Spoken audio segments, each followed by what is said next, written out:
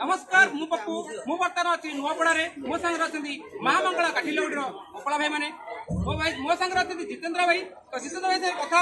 लौड़ी और परंपरा विषय में कौन विषय वस्तु अच्छी लौड़ी खेलिए जितेन्द्र भाई कहबे खंडवाली पीठर महामंगला काठिलौड़ी गोपाल मंडली नुआपड़ा तार यही खंडवाली पीठर खेल आज आरंभ करने तार उपस्थित होकर छुआ मानक पिला नहीं तार यही गोपाल लौड़ी गीत बोलिकी